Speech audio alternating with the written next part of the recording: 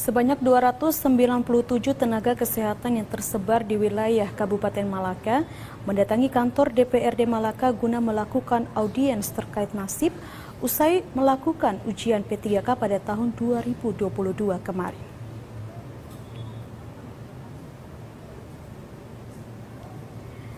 Merasa kecewa dengan hasil ujian tes P3K pada tahun 2022 lalu, sebanyak 297 tenaga kesehatan di Kabupaten Malaka mendatangi kantor DPRD Malaka guna melakukan audiens bersama pihak legislatif agar menindaklanjuti aspirasi dan kekecewaan atas hasil tes P3K yang telah dilaksanakan tahun 2022 kemarin.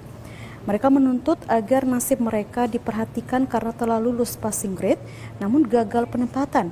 Kedatangan para tenaga kesehatan tersebut diterima secara baik di ruang sidang paripurna DPRD Malaka dan dilakukan audiens bersama Sekda Malaka, Wakil Ketua 1 dan Ketua 2 DPRD Malaka, serta beberapa anggota DPRD yang hadir.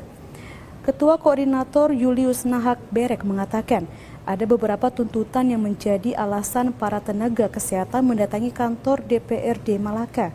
Pertama, menuntut agar honorer tenaga kesehatan yang sudah mengikuti ujian P3K dan sudah lolos ambang batas nilai langsung diangkat menjadi ASN tanpa harus melalui tes ulang pada tahun 2023 ini karena sudah lulus pada tes tahun 2022 lalu.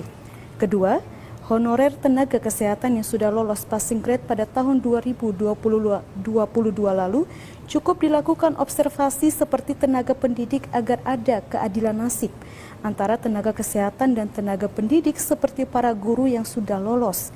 Ketiga, harus ada afirmasi khusus bagi para tenaga kesehatan minimal nilainya 50% bagi yang sudah mengikuti ujian dan lolos passing grade pada tahun 2022 lalu. Kami mengusulkan 3 hal penting yang pemerintah bersama DPR untuk menyampaikan aspirasi kami terhadap di pemerintah pusat maupun daerah. Nah, adapun 3 hal itu yang pertama, honorer nakes yang lulus passing grade pada tahun 2022 yang lalu langsung diangkat tanpa tes lagi. Sebabnya karena kami sudah lulus. Kami sudah melewati semua beberapa proses mulai dari persyaratan kami memenuhi, proses pendaftaran juga kami lewati dan bahkan sampai ujian pun kami lulus dan memenuhi nilai ambang batas yang disebut dengan passing grade.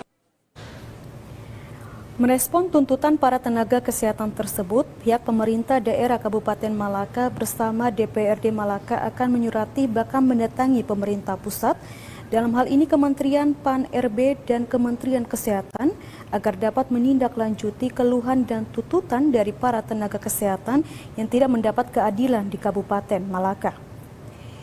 Yosman Seran, TVRI NTT.